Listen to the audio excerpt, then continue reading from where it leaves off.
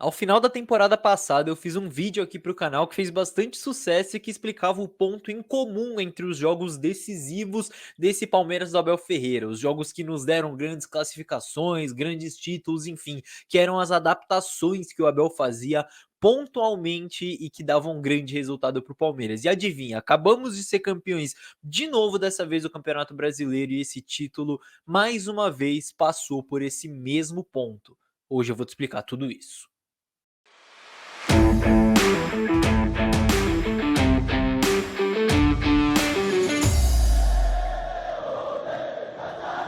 Salve, salve você que acompanha a Análise Verdão aqui no YouTube. Meu nome é Leonardo Suzuki, sejam muito bem-vindos a mais um vídeo, rapaziada. Mais um vídeo aqui para falar sobre esse Palmeiras e mais um vídeo que tem o apoio da 1xBet, a melhor casa de apostas para você que quer fazer uma fezinha. Campeonato Brasileiro está terminando, mas daqui a pouco tem Copa do Mundo, então tem muita coisa bacana para você apostar. E se você apostar, clicando no link que está no primeiro comentário fixado aqui e usando o cupom Análise Verdão, você ganha 100% de bônus no seu primeiro depósito. Então, o que você depositar dobra, certo? 100% de bônus para você poder fazer a sua fezinha na Copa do Mundo, competições europeias, outros esportes, enfim, o que você quiser, faz lá na 1xBet que apoia o Análise Verdão. Fechou? Então, muito bem, rapaziada, vamos falar sobre tática, vamos falar sobre essas adaptações do Abel. E por que adaptações, né? Porque uma coisa é você precisar se adaptar a um adversário ou perder um jogador e precisar se adaptar, e aí você vai lá e contrata um baita jogador e tudo mais, aí fica fácil, né? Mas não, o Abel ele sempre se adapta dentro daquilo que ele tem no elenco, ele encontra soluções com aqueles mesmos jogadores e isso é realmente absurdo, né? Como eu disse, eu fiz um vídeo sobre a temporada passada e como essas adaptações explicavam o Palmeiras ser tão vitorioso em jogos decisivos, em semifinal, em final de Libertadores, de Copa do Brasil, enfim, todo esse tipo de coisa. E em 2022, como eu disse, não foi diferente. O Abel ele teve que fazer algumas adaptações para o Palmeiras ser campeão e o Palmeiras só foi campeão graças a esse dedo do Abel. Eu te explico no campinho. Muito bem, rapaziada. Então esse time que tá na tela, que tá aí escalado no campinho, era aquele time titular do Palmeiras quando o Brasileirão começou, né? E a gente tinha esse time titular de 1 a 11, né, do goleiro ao centroavante decorado, né? O Everton, Marcos Rocha, Gomes, Murilo e Piquerez, Danilo, Zé Rafael, Veiga, Scarpa, Dudu e Rony. Esse era o time titular do Palmeiras incontestavelmente, né? E aí, claro, a gente escala dessa maneira, mas quando o Palmeiras atacava, as dinâmicas aconteciam, a gente já explicou isso aqui várias vezes. O Dudu começou o ano jogando mais pela direita e a gente viu um Dudu muito influente aqui, jogando muito próximo do Veiga, com o Marcos Rocha podendo se aproximar. Então, Marcos Rocha que fazia a saída em 3, liberando o Piquerez, jogando o Scarpa um pouco mais para dentro, né? Mas muitas vezes também o Marcos Rocha se aproximava para criar esse triângulo com Dudu e Veiga. O Piquerez podia recuar um pouco mais, o Scarpa abria um pouco mais pela esquerda. Era muito interessante também como esses jogadores se movimentavam. Então, o Veiga geralmente vinha da direita para dentro, mas às vezes o Dudu vinha por dentro, o Scarpa abria, né? Ou abria pelo lado esquerdo, como eu expliquei anteriormente. Enfim, era um time que estava muito entrosado, que estava muito encaixado, né? Não à toa a gente conseguiu aquelas vitórias incríveis no Paulistão e tudo mais, né? Aquela virada contra o São Paulo, e era muito claro que esse seria o time do Palmeiras, né? O time titular. Só que aí a gente vai lá e perde o Veiga. Então, depois de já ter iniciado o campeonato com essa ideia, ali no meio do caminho, no meio pro final do caminho, né? Mas pro final do caminho a gente perde o Veiga. Só que vejam só, é claro que o Palmeiras já era líder e tudo mais quando perdeu o Veiga. Porém, não era o Palmeiras que já estava com o título na mão, era o Palmeiras que ainda tinha que garantir aquele título, certo? Então, perder o Veiga foi um baque porque o Veiga era um jogador muito importante, uma peça muito importante nesse sistema aqui. Então, mais uma vez, o Abel teve que se adaptar, ele teve que procurar soluções dentro desse mesmo elenco do Palmeiras. Então, vejam só, o Palmeiras perdeu um dos seus principais armadores. O que acontece aqui? O que o Abel pensa, né? Bom, o Palmeiras acaba tendo mais responsabilidade ainda pro Scarpa, né? Que passa a ser aí o principal armador do time.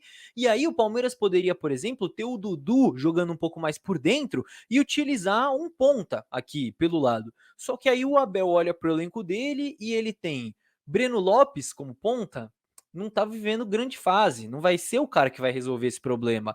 Wesley pior ainda, o 2022 do Wesley é bem ruim, inclusive. Eu acho que é um dos poucos jogadores desse elenco do Palmeiras que dá pra falar que fez um ano ruim. Então, realmente, não é a do Wesley aqui.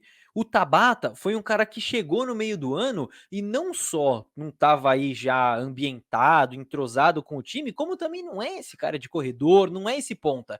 Então aqui o Abel já não tem uma resposta, ele vai ter que buscar mais a fundo ainda no elenco. Aí você pode pensar, pô, joga o Rony um pouco mais aberto e coloca um centroavante. Chegou Lopes, chegou Merentiel, já tinha Navarro, mas nenhum dos dois garantiu essa vaga, certo? Merentiel e Lopes tiveram altos e baixos desde que chegaram ao Palmeiras e acho que uma pré-temporada vai fazer bem para eles. Mas, como eu disse, era um Palmeiras líder do Brasileirão que precisava de soluções imediatas. Então, nenhum dos dois resolvia isso e o Navarro, não preciso nem falar, né?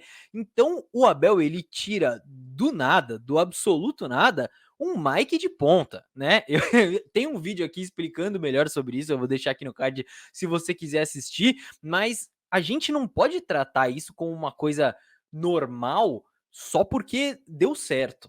Porque não é normal. Vejam só, vamos recapitular aqui.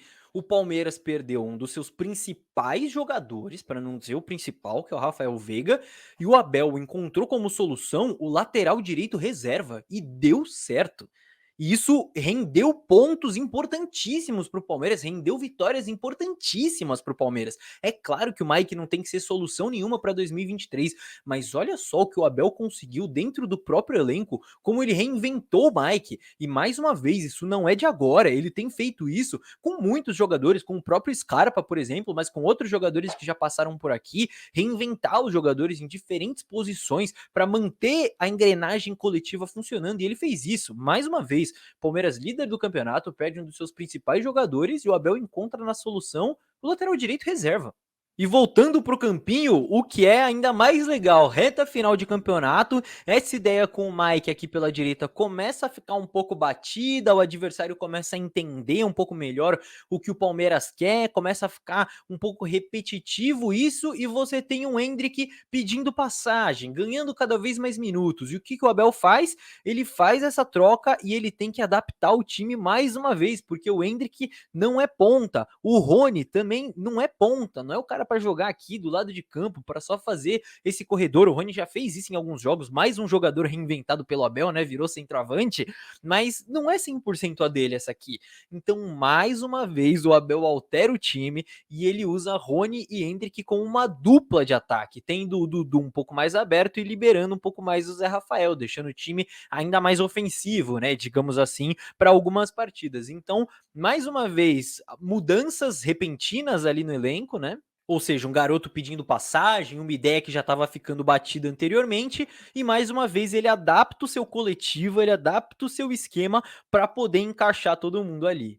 E claro, mais uma vez, graças a isso, o Palmeiras ganha pontos importantes, né? Porque o Endrick, ele é um craque, o Dudu, ele é um craque, tudo mais. Todos esses jogadores, né, eles têm o seu valor. Mas se eles forem só colocados ali em campo, vai lá e se vira, o Palmeiras não seria campeão brasileiro, né? Então é interessante a gente observar o contexto. E vejam só, eu mostrei no campinho algumas alterações, algumas adaptações estruturais que o Palmeiras teve que fazer. Então, para um bloco de jogos, digamos assim, né, que o Abel acabou mudando, adaptando. Mas eu não preciso nem falar das mudanças e das adaptações pontuais que o Abel teve que fazer em jogos específicos. E aí eu preciso citar o jogo contra o Atlético Mineiro no Mineirão, que o Palmeiras não tinha Danilo, não tinha Zé Rafael, não tinha Gabriel Menino, não tinha Jailson, jogou com Atuesta e Luan, o zagueiro Luan de dupla de volantes, e mesmo assim saiu com a vitória do Mineirão. Então ainda tem essas adaptações ali em jogos específicos que o Abel teve que fazer e acabou ganhando do mesmo jeito, acabamos sendo campeões.